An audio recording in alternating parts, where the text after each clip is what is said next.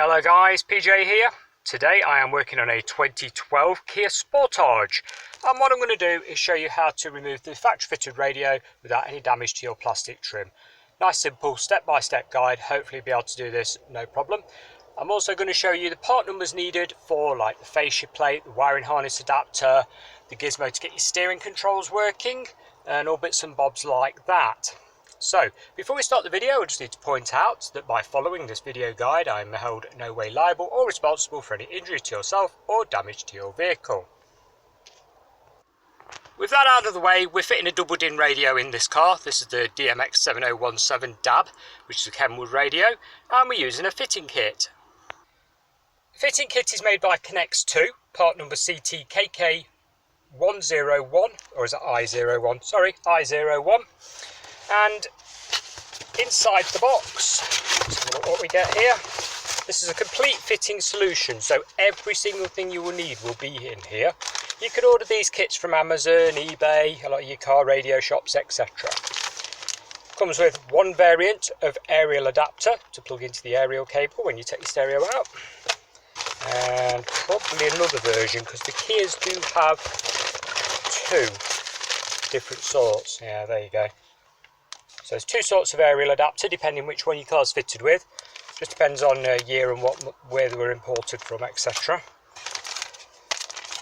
This little adapter is to basically make your steering control adapter work, and this tells the steering control adapter what brand of stereo you're running. So Kenwood, JVC, Sony, etc. There's a little guide in there telling you how to set it up, but I will quickly go over that when I open it up.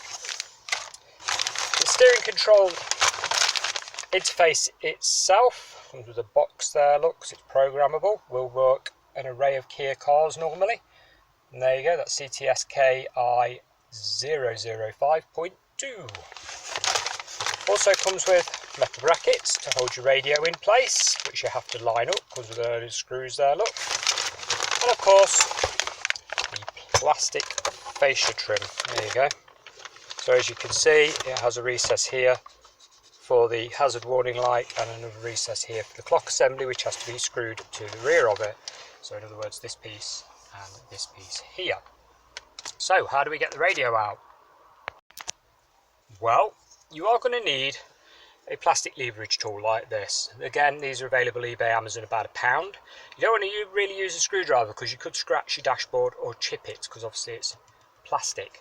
Now what you're going to do is come down into this corner here, and there's like a lug, a plastic lug. There you go. Pull that down, and in there you will see a screw, which is a Phillips head, a crosshead screw inside there. And again, if we go across to the other side, there we go, pop that down, Phillips screw there. So what we're going to basically be doing is removing this panel and this panel. You can go ahead and remove both those screws. So first panel to remove is going to be this one, and what I normally do is start sort of here and lever it. It'll pop all the way along, and it could be really, really tight, okay? I've already loosened this because obviously I'm doing it one-handed. But you pop it all the way around the edge, and they are really tight, and then pull it out of the way. And as you can see, you're starting to uncover then the mounting lugs to the radio. Now you've got to start popping this side, the other side, and again I normally start on the inside edge here and just start popping the poppers. They are tight though, so be warned. I mean, if I show you the poppers, that's what they are. They're the plastic ones all the way around. This is why you're using a plastic item to pop it with. You don't want any damage, okay? So put all this plastic to one side. We're going to pop the other side off right now. So here it is with it removed. Again, you're going to need both hands and you have to be very careful. It's advisable to drop the steering column down, so pull the adjuster, move it down as far as possible. Be very careful of your stalks. Now I started here, popped it off as you saw, and then when you get to the other side, because the top can be tight, just sort of pull it with both hands at the top and it will pop forward. You're going to have to pull this air vent out, attached to the fascia, and then up and round. Leave it up diagonally, put your hand behind it, because there's a connector on these. So if I just turn it over, there you go, there's a push connector, squeezy tab. So basically you squeeze it, there's a pin on it, and you pull it out, okay? And that connector is just here, look, There we go. And then you can basically, because it's up at an angle, you can sort of pull it up and out and away. Now, some people leave that plugged in and leave the dashboard dangling, but I like to have good access to things, and on this particular radio we'll be fitting things like DAB aerials and GPS antennas, so I need access to the whole dash. Right, so there's your other mounting bracket on the other side, Phillips screw. So we're going to take this Phillips screw out, and we're going to take this Phillips screw out, and also the steel bracket ones as well. One here, and then right around there, one there. So go ahead and take all 4 out. After you've removed your 4 screws, you basically, what you're going to do is on plastic clips, so the whole stereo doesn't come out, so don't pull it. You've got plastic clip here, one the other side as well. There's also a plastic clip here and here pushing inwards, okay? It's quite fragile. Now, it's very easy to break the airbag warning display light circuit, and if you do that, you are going to need to buy a new one of those and also get a dealer to reset the airbag warning lights. So be very careful with this area, very fragile, okay? What I normally do is pop your plastic leverage tool in here and lever it outwards, the corner will pop. Do the same for the other side, and then again at the top here, put this in, lever it, and it will pop. Just like I say, be careful, because these ones at the top, they hold in for literally forever. They are so solid, it's unbelievable. There they are, look. Okay, now whatever you do, do not put your ignition on, because you're going to be unplugging your airbag warning light.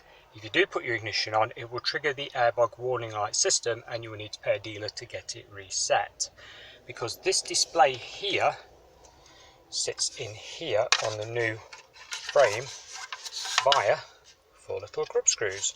So now what we're going to do is go ahead, unplug the connector off the back of this, which again, it's a little squeezy tab one. Look, you just basically push down on the pin and pull it out. You need both hands again. And the same for the hazard warning light switch. There's a pin there, squeeze, pull it out, job done.